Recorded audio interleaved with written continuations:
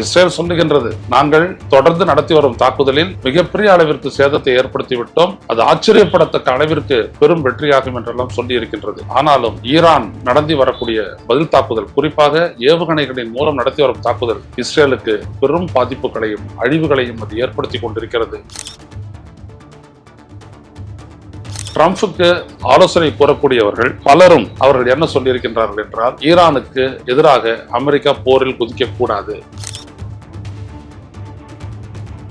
இந்த போர் கையை மீறி போகக்கூடிய ஒரு நிலையை அமெரிக்காவும் உணர்ந்திருக்கின்றது. இதற்கு மேலும் இஸ்ரேலுடைய தாக்குதலுக்கு அமெரிக்கா ஆதரவளித்தால் அந்த தாக்குதலில் இஸ்ரேல் குறிவைக்கக்கூடிய அந்த அணு உலைகளில் இருந்து வெளிப்படக்கூடிய கதிர்வீச்சு ஈரானை மட்டுமின்றி ஈரானை தாண்டியும் பாதிப்பு ஏற்படும் என்று இன்டர்நேஷனல் அட்டாமிக் எனர்ஜி ஏஜென்சியினுடைய தலைவர் கூறியிருக்கிறார், எச்சரித்திருக்கிறார் என்று சொல்ல வேண்டும்.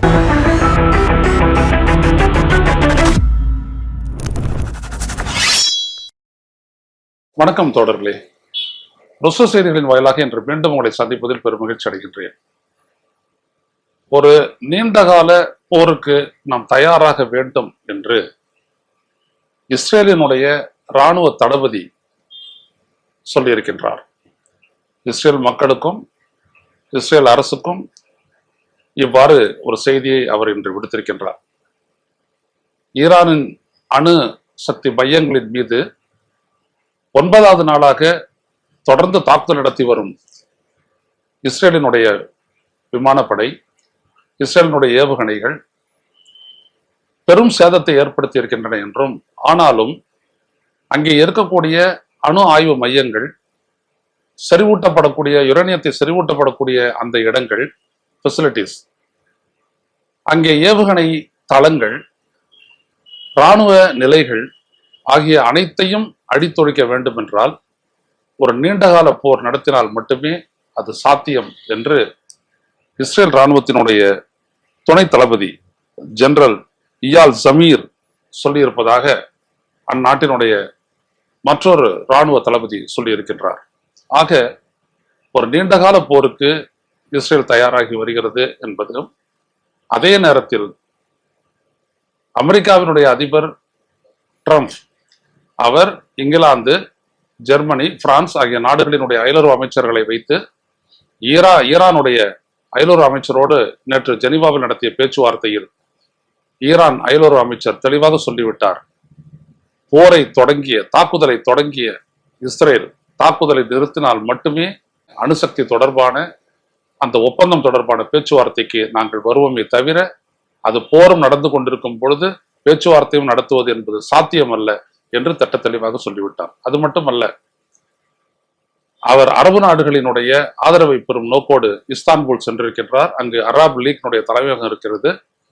அங்கே இருக்கக்கூடிய தலைவர்களோடையும் மற்றவர்களோடையும் அவர் பேசி ஈரானுக்கு ஆதரவாக அரபு நாடுகளை திரட்டும் முயற்சியிலும் அவர் ஈடுபட்டிருக்கின்றார்.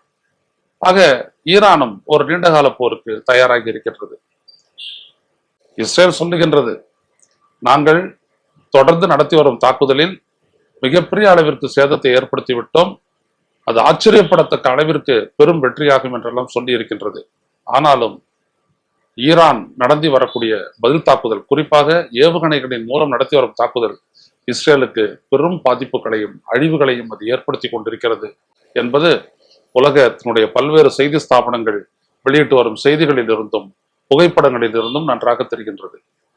இதில் கவனிக்கத்தக்க ஒரு விடயம் என்னவென்றால், நேற்றைய காணொலியில் நான் போட்டிருந்தேன், அமெரிக்கா உடனடியாக ஈரானுக்கு எதிரான போரில் குதிக்க வேண்டும் என்று இஸ்ரேல் விரும்புகிறது என்பதனை ஹாரட்ஸ் என்கின்ற இஸ்ரேலினுடைய நாளிதழ் சொல்லி இருக்கின்றது என்று, அதாவது இஸ்ரேலினுடைய அமைச்சர்கள் சொன்னதை அந்த பத்திரிகை வெளியிட்டிருந்தது.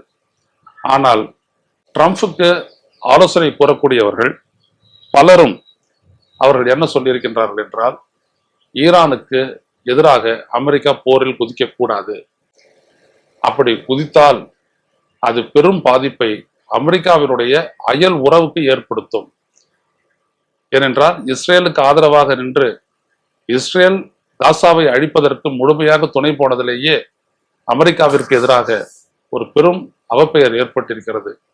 இந்த நிலையில் மறுபடியும் இஸ்ரேலுக்கு ஆதரவாக ஈரானுக்கு எதிராக போரில் குதித்தால் அது அமெரிக்காவினுடைய அயலுறவு கொள்கைக்கு அயலுறவு அயலுறவிற்கு குறிப்பாக மத்திய கிழக்காசிய நாடுகளுடன் கொண்டுள்ள உறவு பாதிக்கப்படும் அபாயம் இருக்கின்றது என்று அவர்கள் சொல்லியிருப்பதாகவும், அதனால்தான் 2 வாரம் இதற்காக முடிவெடுப்பதற்கு 2 வாரம் வேண்டும் என்று ட்ரம்ப் அறிவித்ததும், அதே நேரத்தில் ஈரானுடைய அயலுறவு அமைச்சருடன் பேச்சுவார்த்தை நடத்த சொல்லி இங்கிலாந்து, பிரான்ஸ், ஜெர்மனி ஆகிய நாடுகளை ட்ரம்ப் கேட்டுக்கொண்டதாகவும் செய்திகள் வந்திருக்கின்றன. ஆக ஒரு விடயம் இப்பொழுது தெளிவாகிவிட்டது. இந்த போர் கையை மீறி போகக்கூடிய ஒரு நிலையை அமெரிக்காவும் உணர்ந்திருக்கின்றது. ஏனென்றால் இப்பொழுது ஈரானுக்கு சீனாவிடமிருந்து 2 விமானங்கள் மூலம் ஏராளமான ஆயுதங்கள் வந்திருக்கின்றன என்பதும், வடகொரியா பல விதத்திலும் ஈரானுக்கு உதவ தயாராகிவிட்டது என்றும், அது ஏற்கனவே 6000 பேரை அனுப்பி வைத்திருக்கிறது ஈரானுக்கு என்றும் பல செய்திகள் எல்லாம் கூறுகின்றன. இந்த நிலையில் இதற்கு மேலும் இஸ்ரேலுடைய தாக்குதலுக்கு அமெரிக்கா ஆதரவளித்தால், அந்த தாக்குதலில் இஸ்ரேல் குறிவைக்கக்கூடிய அந்த அணு உலைகளில் இருந்து வெளிப்படக்கூடிய கதிர்வீச்சு ஈரானை மட்டுமின்றி ஈரானை தாண்டியும் பாதிப்பு ஏற்படும் என்று இன்டர்நேஷனல் அட்டாமிக் எனர்ஜி ஏஜென்சியினுடைய தலைவர் கூறியிருக்கிறார், எச்சரித்திருக்கிறார் என்று சொல்ல வேண்டும். ஏனென்றால் இவர்கள் அமெரிக்காவும் நினைத்திருந்தது டீப் பெனிட்ரேட்டிங் பாம்ஸ், இதையெல்லாம் பற்றி இந்தியாவினுடைய ஊடகங்களிலேயே அந்த செய்திகள் எல்லாம் வருகின்றன. அதிலிருந்தே புரிந்து கொள்ளலாம் அப்படிப்பட்ட ஒரு திட்டத்திற்கு தயாராக இருக்கின்றது அமெரிக்கா என்பதை புரிந்து கொள்ளலாம். அப்படிப்பட்ட ஒரு தாக்குதலுக்கு தயாராகி வருகிறது. இந்த டீப் பெனிட்ரேட்டிங் பாம்ஸ் என்பதை பயன்படுத்தினால் தரைக்கு அடியே பூமிக்குள் ஒரு 60-65 மீட்டர் உள்ளே பாய்ந்து பிறகு வெடித்து சிதறும் பொழுது அந்த அண்டர் கிரவுண்ட் ஃபெசிலிட்டி என்று சொல்லப்படக்கூடிய பூமிக்கு கீழ் உள்ள அந்த அணு ஆய்வு கூடங்களை அப்படிப்பட்ட தாக்குதலின் மூலம் அழித்து சுத்தமாக முடித்து விடலாம் என்று அமெரிக்காவும் இஸ்ரேலும் திட்டமிடுகின்றன. ஆனால் அப்படி ஒன்று நடந்து விட்டால் அதிலிருந்து வெளியாகக்கூடிய கதிர்வீச்சினுடைய அபாயம் ஈரான் மட்டுமின்றி ஈரானையும் தாண்டி பல நாடுகளையும் அது பாதிக்கும் என்கின்ற ஒரு கடுமையான எச்சரிக்கையை இன்டர்நேஷனல் அட்டாமிக் எனர்ஜி ஏஜென்சி, சர்வதேச அணு சக்தி கண்காணிப்பு அமைப்பு முகமை சொல்லியிருக்கின்றது.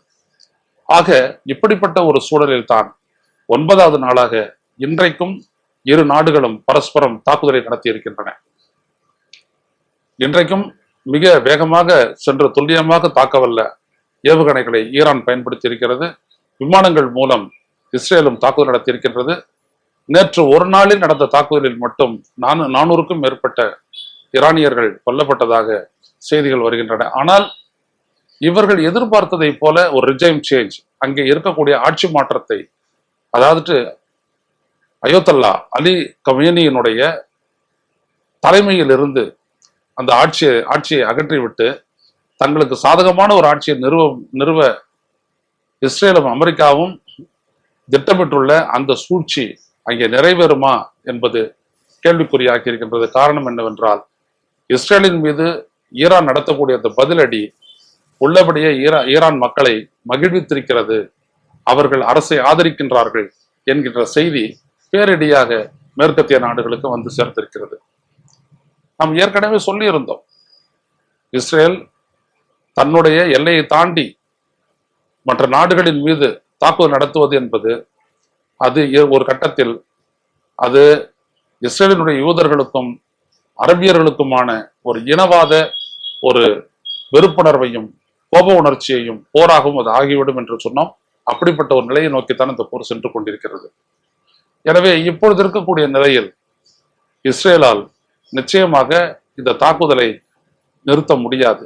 அப்படி நிறுத்தவில்லை என்றால் நாங்கள் பேச்சுவார்த்தைக்கு வரமாட்டோம் என்று ஈரானும் சொல்லிவிட்ட ஒரு நிலையில் இதற்கு மேலும் இஸ்ரேல் அணு மையங்களை குறிவைத்து நடத்தக்கூடிய தாக்குதல் பெரும் பாதிப்பை, கதிர்வீச்சு அபாயத்தை ஏற்படுத்தும் என்கின்ற எச்சரிக்கை விடுக்கப்பட்ட பிறகு செய்தால் அது உலக நாடுகளினுடைய கண்டனத்திற்கு ஆளாகும். அதையொட்டி மற்ற நாடுகள் எப்படிப்பட்ட முடிவுகளை எடுக்கும் என்பதும் இங்கே மிக முக்கியமாக ஆராய வேண்டிய ஒரு விடயமாகும். ஆக 9வது நாள் போராக இன்று இந்த போர் நீடிக்கும் என்ற ஒரு பக்கம் இஸ்ரேலும், போரை நிறுத்தாமல் பேச்சுவார்த்தை கிடையாது என்ற ஈரானும் சொல்லிவிட்ட நிலையில் இதற்கு மேல் இந்த அழிவு மேலும் அதிகரித்து கொண்டுதான் போகும். என்று மட்டும்தான் தெரிகிறது. நடக்கக்கூடிய போரினுடைய மற்ற விவரங்களை ஒவ்வொரு நாடும் உங்களிடம் கொண்டு வந்துட்டு அவருடைய விளைவுகளை சொல்கின்றோம். மீண்டும் சந்திப்போம். நன்றி, வணக்கம். ஊடகம் கார்ப்பரேட் அரசியல்வாதிகளின் கைப்பாவையாக அடிமைகளாக இருந்தது போதும். இனி சாட்டை எடுத்து சுழற்றும் நேரம் வந்துவிட்டது. ஊடகம் பொதுமக்களாகிய உங்களுக்காக உங்களாலேயே இயக்கப்பட வேண்டும். ஊடக சுதந்திரத்திற்காக உங்களின் பங்களிப்பை இன்றே அளித்திடுங்கள்.